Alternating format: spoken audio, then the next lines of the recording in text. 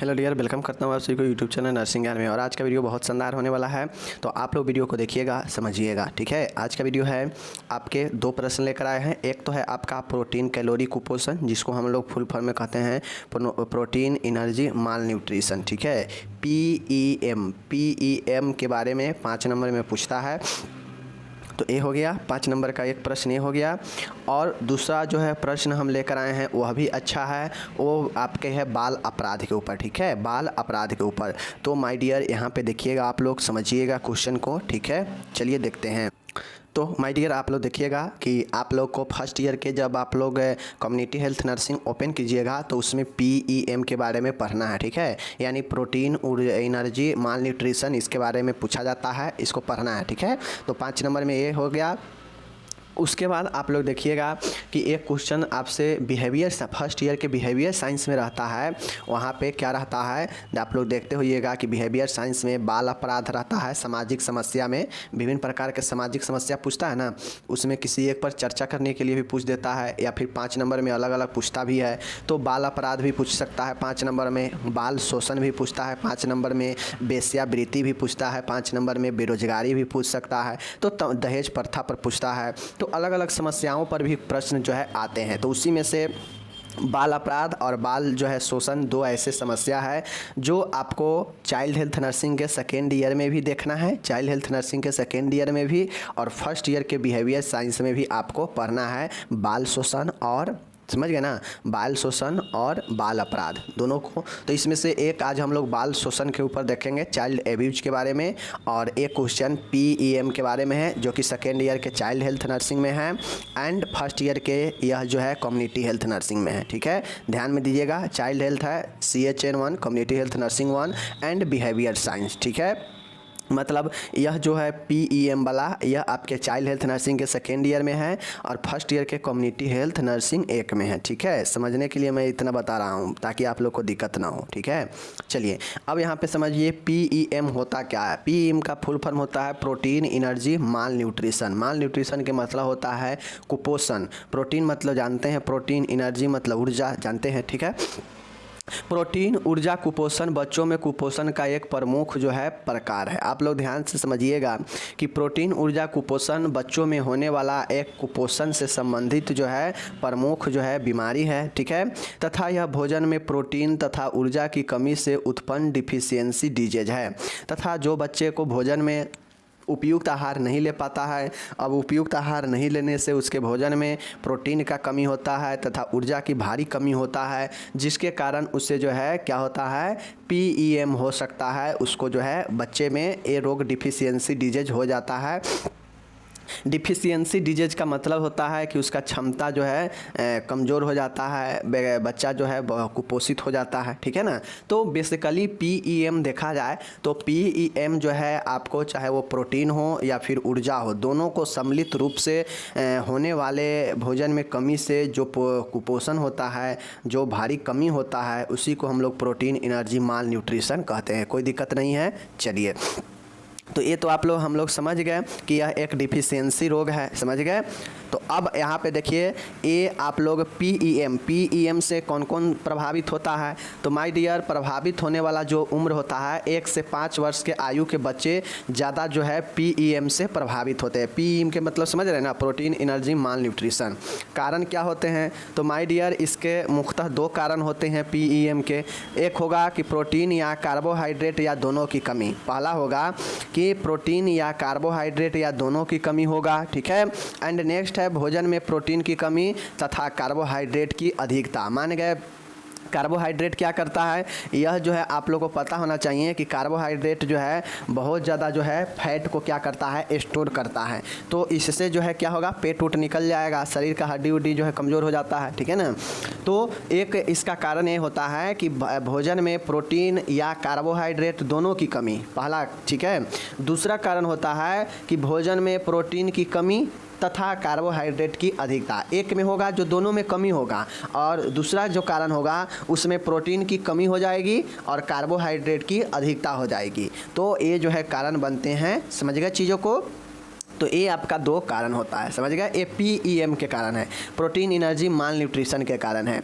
अब my dear ये PEM जो हम देख रहे हैं यह कितने प्रकार इसमें शामिल होते हैं, तो प्रोटीन एनर्जी कैलोरी कुपोषण के 2 प्रकार होते हैं, ठीक है। प्रोटीन एनर्जी को 2 जो है स्वरूप है, कौन कौन, एक क्वास्क्योर है और एक मरासमस है, ध्यान रखिएगा, एक क्वास्क्योर है और एक मरासमस है। अब देखिए आपसे एग्जाम में सीधा 5 नंबर में मान गए मरासमस या क्वास्क्योर ही पूछ सकता है, तो इसीलिए हम इसको डिटेल में बता भी रहे हैं कि क्वास्क्योर क्या होता है, इसमें क्या लक्षण होते हैं, ठीक है, इसका क्या उपचार आप करेंगे। उसी प्रकार से मरासमस को भी देखेंगे, दोनों का अच्छे से डिटेल में भी देखेंगे। तो अगर आपसे सीधा PEM पूछे फिर भी आपको टोटल लिखना है, और अगर सिर्फ क्वास्क्योर और मरासमस पूछ ले तो इसके लिए भी नीचे जो हम बता रहे हैं उसको आपको लिखना है, ठीक है। देखिए मरासमस क्या होता है माय डियर, मरासमस के मतलब होता है कि यह भोजन में वसा, प्रोटीन तथा कार्बोहाइड्रेट तीनों तत्वों की कमी से उत्पन्न होता है। इसमें 1 वर्ष से कम आयु के शिशु जो है प्रभावित होते हैं। सबसे पहले आपको समझना है मरासमस एक ऐसा जो है आहार से संबंधित ही रोग है, जो आपके आहार में, भोजन में अगर वसा की कमी है, प्रोटीन का कमी है, कार्बोहाइड्रेट का कमी है, इस तीनों को जो है कमी होता है, तीनों तत्वों का, तो फिर जो है यह बच्चे में उत्पन्न होने वाला एक जो है आहारीय रोग है, जो 1 वर्ष से कम आयु के शिशु को प्रभावित करता है। तो एक चीज़ें आप लोग ध्यान में रखिएगा कि मरासमस क्या है। मरासमस जो है एक प्रकार से कहा जाए तो भोजन में सभी प्रकार के खनिज तत्वों को जो है कमी से होने वाला एक रोग है, ठीक है, जिसमें मरासमस में सभी प्रकार के खनिज तत्व जो हमारे शरीर के लिए आवश्यक है वो उसमें कमी होने से जो है मरासमस होता है, और यह ज़्यादातर जो है 1 वर्ष से कम आयु के शिशु को प्रभावित करता है, ठीक है। तो ये समझ गए आप लोग। लक्षण में क्या देखेंगे, अगर किसी को मरासमस होता है तो उसको आप लक्षण क्या क्या होंगे, तो माय डियर अगर किसी को मरासमस हो जाता है तो इसके अंदर के लक्षण जो होंगे देख लीजिए। मांसपेशीय क्षति मतलब वेस्टिंग ऑफ मसल्स, उसके मांसपेशी में क्षति होने लगेगा। त्वचा का हड्डियों से चिपक जाना, त्वचा जो है हड्डी से चिपक जाएगा, हड्डी दिखने लगेगा। आंखें धंस जाएगा, चेहरा पतला और झुर्रीदार हो जाएगा, हाथ पांव पतले हो जाएंगे। पसलियाँ उभरता मतलब जो पाइजन है, जो पसलियाँ है उभरा हुआ दिखाई देगा। शारीरिक तथा मानसिक विकास रुक जाएगा, ठीक है। तो आपको एक समझना पड़ेगा कि कोई बच्चा अगर मरासमस से ग्रसित होता है तो उसको भोजन में कहीं ना कहीं प्रोटीन हो, वसा हो, कार्बोहाइड्रेट हो, ये सब का कमी है, और जब सब चीज़ों का कमी भोजन में सम्मिलित रूप से हो जाता है तो वैसे बच्चों में क्या होता है, मरासमस रोग होता है। अब जैसे ही मरासमस होगा तो आप सीधा समझिए कि भोजन में आप जो है जो जो चीज़ें हमारे शरीर को वृद्धि और विकास के लिए चाहिए, जो जो तत्व खनिज वो हम नहीं ले पा रहे, हमें नहीं मिल पा रहा है, तो ऑटोमेटिक है हमारा शरीर कमज़ोर हो ही जाएगा। तो उसमें जो है मांसपेशी क्षति होगा, ठीक है। शरीर कमज़ोर होने से आपके क्या होंगे, मसल्स बेस्ट होंगे, त्वचा जो है हड्डी से चिपक जाएंगे। चूँकि आप लोग देखते होइएगा बच्चा जो कुपोषित होता है तो उसका हड्डी देखिएगा बाहर की तरफ निकल जाता है, तो वही जो है त्वचा से चिपका हुआ हड्डी रहता है, ठीक है ना। देखिएगा आंखें धंस जाएगा, चेहरा जो है पतला हो जाएगा, त्वचा उसका झुर्रीदार हो जाएगा, हाथ पांव भी पतले पतले हो जाते हैं, ठीक है, पसलियाँ उभर जाएगा, ठीक है ना, और शारीरिक तथा मानसिक विकास जो है बच्चे का रुक जाता है। तो ये सब जो है मरासमस से होने वाला लक्षण है, ठीक है। तो ये चीज़ों को समझ गए।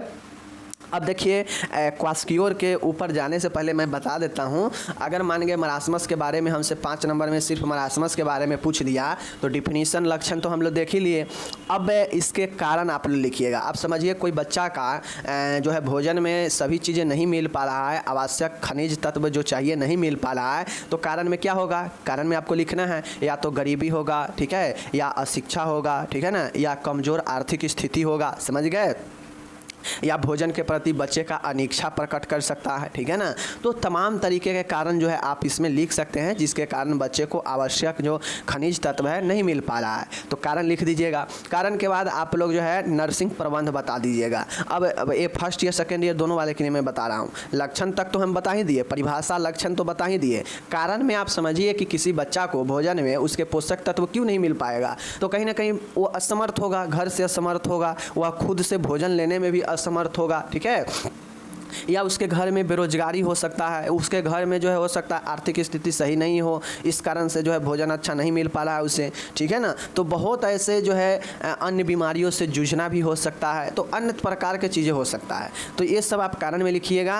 एंड प्रबंध में नर्स क्या क्या जो है चीज़ें करेगी बच्चे के लिए, ताकि उससे जो है सब चीज़ मिल सके आवश्यक मात्रा में, ठीक है। और ये सब जो है नर्स के द्वारा कर उसको जो है ठीक किया जाता है, प्रबंध किया जाता है। तो यही आपका मरासमस की इतना क्वेश्चन हो जाएगा, ठीक है। चलिए अब हम लोग यहाँ पे आते हैं, दूसरा है वो है हमारा क्वास्कियोर। क्वास्कियोर का भी आपसे पूछ सकता है अलग 5 नंबर में। देख लीजिए, यह बच्चों को स्तनपान छुड़ाने के उपरांत दिए जा रहे वीनिंग फूड में प्रोटीन की कमी से होता है। मानिए जो बच्चा है, ठीक है, बच्चा जो स्तनपान छुड़ाने के मतलब होता है कि माय डियर, जैसे कोई बच्चा स्तनपान छोड़ दिया है, अब उसे हम भोजन दे रहे हैं, नॉर्मल भोजन कर रहा है, तो उस भोजन में अगर प्रोटीन की कमी अगर बच्चे को हो जाएगा तो उससे क्वास्कियोर रोग होता है, ठीक है ना। प्रोटीन की कमी से जो है बच्चे में क्या होता है, क्वास्कियोर रोग होता है, ठीक है। ये चीज़ों को समझ लीजिए। यह आप बच्चे को भोजन में काफ़ी मात्रा में जो है कम प्रोटीन मिलने के कारण होता है, ठीक है ना। अब इसमें अगर कोई बच्चा का प्रोटीन की कमी होता है यानी क्वास्कियोर होता है, तो उसमें क्या क्या लक्षण जो है दिखाई देते हैं, चलिए देख लीजिए। लक्षण है, भार में कमी होगा, जैसे ही प्रोटीन में कमी होगा अंडरवेट होने लगेगा, भार में कमी आएगा, उसका पेट जो है उभरा हुआ दिखाई देगा, प्रोट्रडिंग, देख लीजिए, प्रोट्रडिंग बेली, ठीक है, उभरा हुआ पेट हो जाएगा, भार में कमी होगा, हिपेटोमेगली मतलब लीवर का बढ़ा हुआ, ठीक है ना। ये होगा, एनीमिया के लक्षण होंगे, ठीक है ना, एनीमिया के लक्षण होंगे मतलब ब्लड के कमी होगा, बच्चे को भूख नहीं लगेगा, पाँव में सूजन हो सकता है, बाल का रंग लाल पड़ना मतलब बाल भूरा होने लगेगा, बार बार दस्त होने लगेगा, वृद्धि रुक जाएगा। तो देखिए ये जो हमारा प्रोटीन की कमी से होता है, तो प्रोटीन बेसिकली हमारे शरीर के लिए वृद्धि और विकास के लिए बहुत जो है आवश्यक है। तो अगर प्रोटीन नहीं मिलेगा तो क्या होगा, शरीर का विकास रुक जाएगा, बार बार दस्त होगा, वृद्धि रुक जाएगा, बाल लाल पड़ने लगेगा, पाँवों में सूजन होगा, भूख नहीं लगेगा, एनीमिया के लक्षण होंगे, हिपेटोमेगली मतलब लीवर का सूजन हो जाएगा, लीवर बढ़ जाएगा, ठीक है ना, भार में कमी आ जाएगा, पेट जो है उभरा हुआ दिखाई देगा। अक्सर आप लोग देखते होइएगा कि कुछ बच्चे गांव में देखते होइएगा कि उसका हाथ पैर एकदम सूख जाएगा और पेट निकल जाएगा और उसका मुंह जो है छोटा एकदम पतला हो जाएगा, गर्दन से एकदम पतला हो जाएगा और उसके शरीर में संपूर्ण रूप से जो है पूरा के पूरा पेट ही दिखाई देगा और नहीं तो सर ही दिखाई देगा, बाकी सब चीज़ जो है एकदम पतला पतला हो गया रहेगा। तो कहीं ना कहीं उसे मरासमस और क्वास्कियोर में से ही कोई रोग जो है, समझ गए ना चीज़ों को। तो ये जो है, और बच्चे में लीवर भी जाता है, देखते होइएगा जिस बच्चे का लीवर बढ़ जाता है तो उसका पेट बड़ा हो जाएगा, पेट बड़ा दिखाई देता है, शरीर हाथ पतला पतला हो जाता है, ठीक है ना, वृद्धि बच्चे का रुक जाता है। तो वह नॉर्मली बच्चे में ही होता है और क्वास्कियोर रोग से यह जो है नॉर्मली 1 से 5 वर्ष तक के बच्चों में ज़्यादा होता है, ठीक है ना। तो ये चीज़ें हैं। अब इसका उपचार माय डियर कैसे करेंगे देख लीजिए। इसका उपचार जो है प्रोटीन और कैलोरी कुपोषण का उपचार, बच्चों को भोजन में अधिक प्रोटीन तथा कार्बोहाइड्रेट प्रदान करना चाहिए। देखिए जो बच्चे का अगर लगे आपको कि इसे मरासमस है तो उसमें जो है कहीं ना कहीं जो है आपको पता होना चाहिए कि भोजन में सभी चीज़ें जो है आवश्यक मात्रा में होनी चाहिए, तब जाके मरासमस जो है दूर होगा। तो उसके लिए आपको भोजन में क्या क्या देंगे जिससे जो है उसे हर एक खनिज तत्व आवश्यक मात्रा में मिल जाए, तो वो जो है प्रबंध होगा। एंड क्वास्कियोर के लिए बेसिकली प्रोटीन वाला जो भोजन होगा उसको जो है देने का कोशिश करेंगे बच्चे को, जिससे उससे क्या होगा कि क्वास्कियोर रोग समाप्त होगा, उसका लीवर जो बढ़ सकता है वो कम जाएगा, पेट जो है उसका अंदर जाएगा, शरीर उसका ठीक होगा। तो इस प्रकार से जो है मैं आपको ये सब हम देख रहे थे PEM के अंदर, प्रोटीन एनर्जी माल न्यूट्रिशन के अंदर। लेकिन आपसे अगर पूछ दे कि भाई बताइए मरासमस क्या है, क्वास्कियोर क्या है, तो आप इसको अलग अलग जो मैंने टाइप्स बताया इसको आपको अलग अलग अगर पूछेगा एक एक करके तो वहाँ भी आप लिख दीजिएगा, डिफिनीसन लक्षण बता ही दिए। और बाकी रह गया कारण और उपचार। तो कारण जानते हैं, ये भोजन में कमी से होने वाला यह रोग है, तो भोजन में आप कैसे कैसे इसको दूर कर सकते हैं, क्या क्या जो है शिक्षा देंगे जिससे जो है प्रेरित हो कि हाँ अच्छा भोजन लेना है, बच्चे को अच्छा देना है, ठीक है ना। तो ये सब आप एज ए नर्स लिखेंगे उपचार में, ठीक है ना। तो उपचार में नर्सिंग प्रबंध लिख देंगे और आपका जो है समाप्त हो जाएगा। समझ गए चीज़ों को। तो ये है, देख लीजिए यहाँ पे। अब यहाँ पे फिगर में देख लीजिए, जैसे ये आपका क्वास्कियोर है, तो अभी ऊपर आप देखें हैं कि क्वास्कियोर में पेट निकल जाता है, लीवर बढ़ जाता है, ठीक है, सूजन हो जाता है पैर में, ठीक है ना। उसके बाद जो है मून फेस हो जाता है। फेस जो है इसका क्या हो जाता है, मून टाइप से हो जाता है, मतलब गोला हो जाता है, ठीक है ना। तो ये सब होते हैं। एंड जो है ये जो रिप्स है ये आपका धंस जाते हैं अंदर, जबकि इसमें रिप्स जो है निकल जाते हैं, ठीक है। पेट पर कोई फैट नहीं होता है, पेट अंदर धंस जाता है मरासमस में, ठीक है। देख सकते हैं फेस पतला हो गया है, ठीक है ना, बाल भूरा होने लगता है, ठीक है।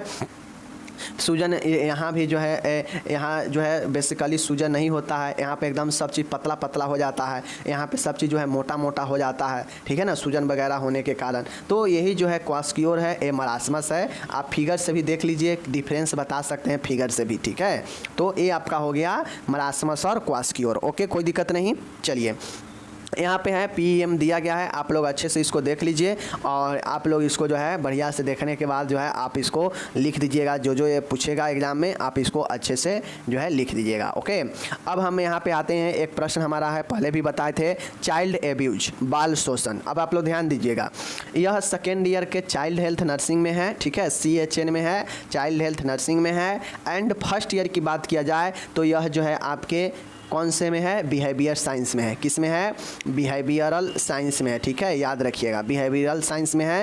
एंड बात किया जाए बिहेवियर साइंस में 2 पार्ट है, तो यह जो है सोशियोलॉजी का पार्ट है, ठीक है। सोशियोलॉजी के पार्ट से यह प्रश्न है, क्योंकि यह हमारा सामाजिक समस्या है, इसलिए इसे सोशियोलॉजी में पढ़ना है। बाल शोषण हो, बाल अपराध हो, ठीक है ना, तो ये सब है, समझ गए। चलिए हम लोग देखते हैं चाइल्ड एब्यूज क्या होता है, इसको ध्यान से देखिएगा। इसके कारण और प्रबंध हमसे पूछ रहा है, आपसे भी पूछेगा। चाइल्ड हेल्थ नर्सिंग में पूछेगा तो वहाँ भी 5 नंबर में पूछ सकता है। बात किया जाए यहाँ पे बिहेवियर साइंस के सोशियोलॉजी में तो वहाँ भी 5 नंबर में पूछ सकता है। तो चलिए इसको जो है हम लोग देखते हैं। ओके, देखिए, बाल शोषण, इसी को इंग्लिश में चाइल्ड एब्यूज कहते हैं। एक क्या होता है देख लीजिए, अभिभावकों, माता पिता, रिश्तेदार या किसी अन्य व्यक्ति द्वारा बच्चे के शारीरिक, लैंगिक एवं भावनात्मक या मानसिक विकास के लिए दुर्व्यवहार करना बाल शोषण या बाल प्रताड़ना कहलाता है। अब देखिए, देखते होइएगा आप लोग कि कोई बच्चा होता है जिसको प्रताड़ित किया जाता है, उसको समाज में या उसको घर में या किसी अन्य व्यक्ति के द्वारा भी जो है उसको प्रताड़ित किया जाता है, उसे जो है उपेक्षित किया जाता है, ठीक है।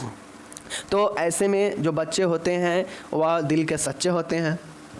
और चाइल्ड अब्यूज का मतलब होता है बाल शोषण का कि जो पेरेंट्स होते हैं, जो अभिभावक हैं, उनके द्वारा या फिर जो माता पिता है उनके द्वारा, या फिर बात किया जाए कि जो रिश्तेदार है उनके द्वारा भी या किसी अन्य व्यक्ति के द्वारा भी बच्चे के शारीरिक रूप से, लैंगिक रूप से या भावनात्मक या मानसिक विकास जो है इस रूप से बच्चे को दुर्व्यवहार करना ही बाल शोषण या बाल प्रताड़ना कहलाता है। सीधा समझिए, कोई बच्चा है उसके साथ दुर्व्यवहार आप कर रहे हैं, मतलब उसको जो है बाल शोषण आप कर रहे हैं, उसका आप शोषण कर रहे हैं। अब ये शोषण हो सकता है उसका शारीरिक रूप से हो, लैंगिक रूप से हो, भावनात्मक रूप से हो या मानसिक रूप से आप उसे टॉर्चर कर रहे हैं, तो यह चाइल्ड एब्यूज ही होता है। तो सीधा समझिए कि बच्चे को आप टॉर्चर कर रहे हैं किसी न किसी रूप से, तो वह एक चाइल्ड एब्यूज ही होता है। और यह चाइल्ड एब्यूज बच्चे को हो सकता है उसके अभिभावक के द्वारा हो या उसके खुद के माता पिता के द्वारा किया जा रहा हो, क्योंकि कुछ माता पिता भी होते हैं जो अपने 4 बच्चों में से किसी एक बच्चे को जो है क्या करते हैं, टॉर्चर करते हैं किसी न किसी चीज़ के लिए हमेशा, तो उससे भी बच्चा प्रताड़ित होता है, मानसिक रूप से भी प्रताड़ित होता है, भावनात्मक रूप से भी प्रताड़ित होता है। और यही सब दुर्व्यवहार जो है बाल शोषण कहलाता है। चीज़ों को समझ गए, कोई दिक्कत नहीं। चलिए नेक्स्ट है यहाँ पे बाल शोषण के क्या कारण हो सकते हैं, चाइल्ड एब्यूज के क्या कारण हो सकते हैं। तो माय डियर, पारिवारिक झगड़े, परिवार में बार बार झगड़े होना भी बाल प्रताड़ित के एक कारण है, ठीक है, कि पारिवारिक झगड़े हो सकते हैं। पारिवारिक तनाव, परिवार में तनाव रहना भी जो है आपके चाइल्ड एब्यूज का एक क्या बनते हैं, कारण बनते हैं। मानसिक रोग, अगर आपके मानसिक रोग, परिवार में किसी को मानसिक रोग है तो उसे कुछ पता रहेगा नहीं, तो अपने बच्चों के साथ प्रताड़ित करेगा ही करेगा। अवांछित गर्भधारण, अगर बिना किसी मन के गर्भधारण कर ली है तो उससे भी जो है बच्चा उसका जो होगा उतना पसंद का होगा नहीं, तो उसे क्या करेगी, प्रताड़ित ही करेगी, ठीक है ना। आप लोग देखते होइएगा गरीबी होना, यह भी जो है कारण बनता है।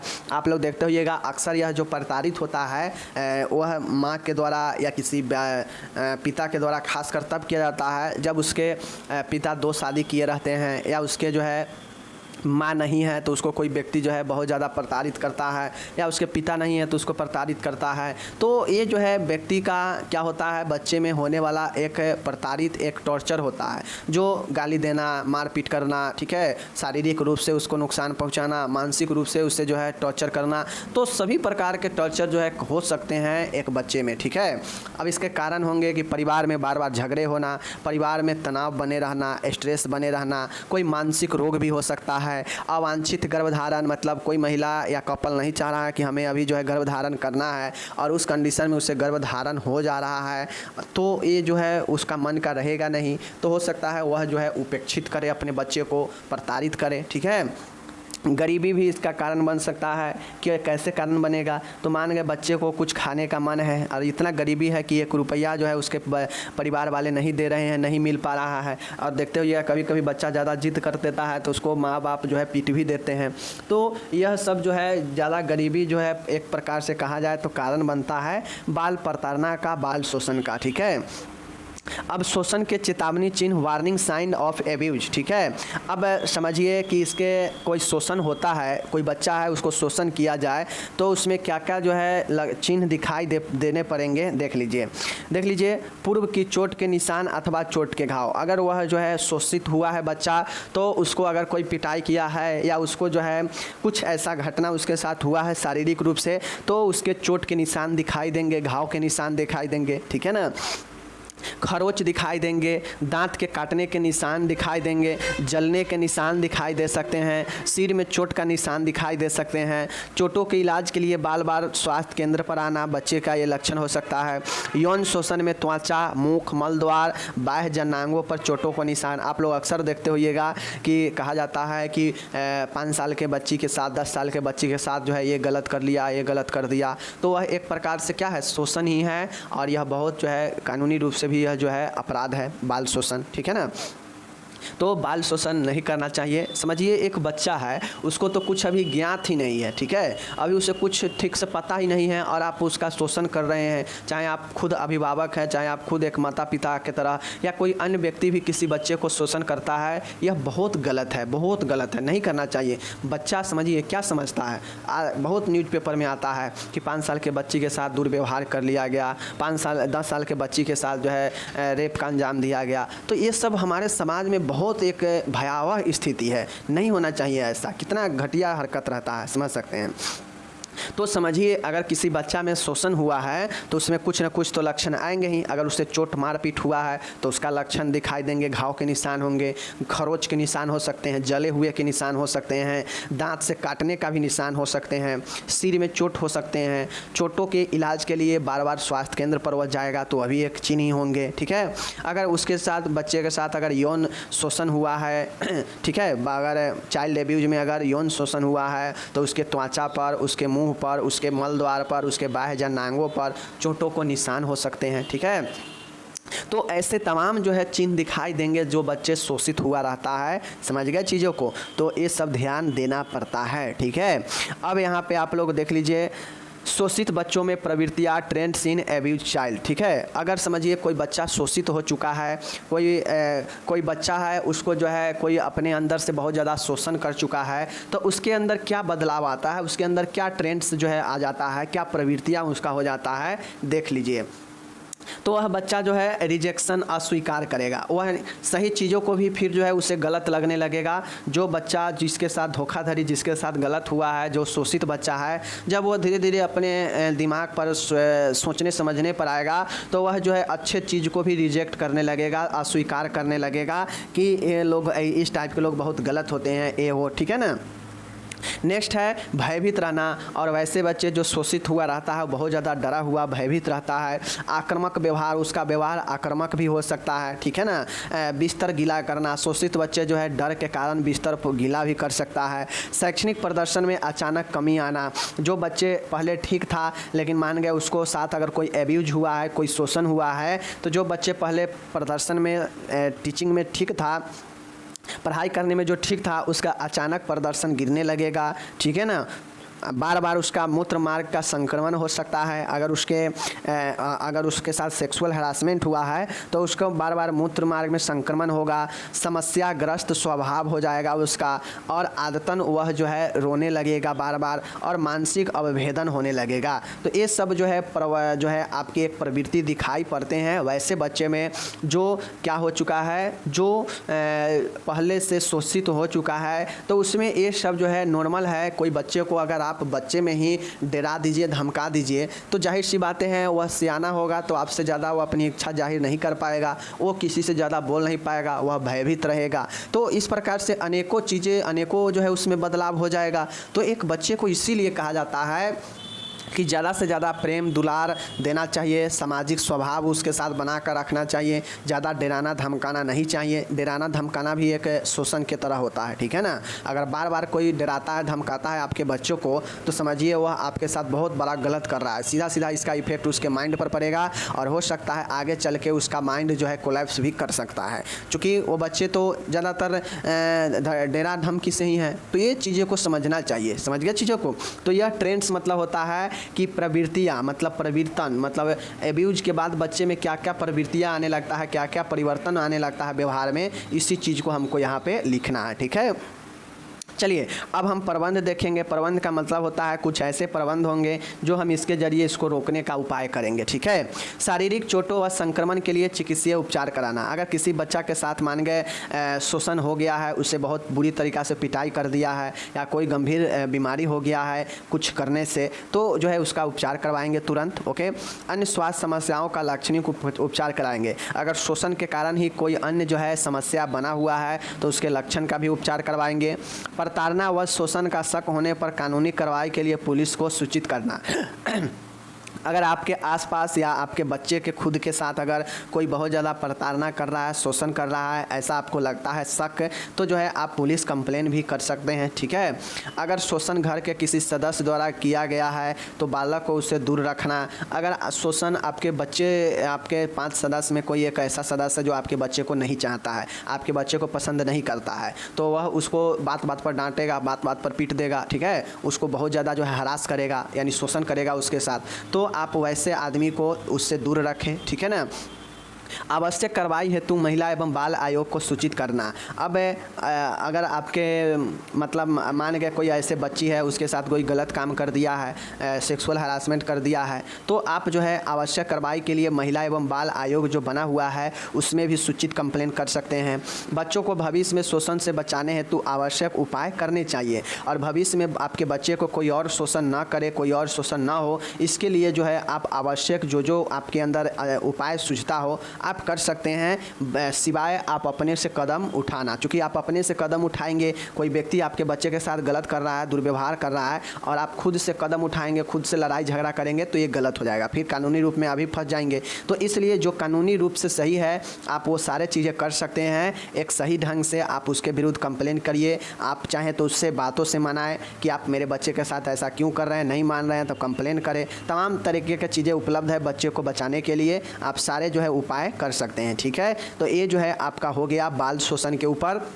आपको ध्यान रखना है बाल शोषण क्या होता है, इसके क्या कारण होते हैं, इसमें क्या जो है चिन्ह दिखाई देते हैं। अगर कोई बाल शोषण हो चुका है तो उसके बाद उसमें क्या क्या चिन्ह दिखाई देते हैं। अब चिन्ह के बाद लिखना है कि प्रवृत्ति। अब एक बच्चा जो शोषित बच्चा है उसमें शोषण होने के बाद उसके अंदर क्या परिवर्तन आ जाता है, क्या उसका प्रवृत्ति बन जाता है, इस प्रवृत्ति को लिख देना है। एंड लास्ट में हमको जो है लिखना है कि इसका हम लोग प्रबंध कैसे करेंगे, प्रबंध में शोषण को कैसे रोकेंगे, अगर उससे चोट लग गया है, संक्रमण हो गया है शोषण के कारण तो उसे चिकित्सीय उपचार कैसे देंगे, ये सब जो है आपको लिखना है, ओके। कोई दिक्कत नहीं। तो चलिए हम मिलेंगे अगले वीडियो में। यहाँ पे इंग्लिश दिया गया है, इंग्लिश वाले अच्छे से इंग्लिश में देख लीजिएगा, PDF डिस्क्रिप्शन में मिल जाएगा। हम मिलेंगे अगले वीडियो में। आप अपना ख्याल रखिएगा। धन्यवाद।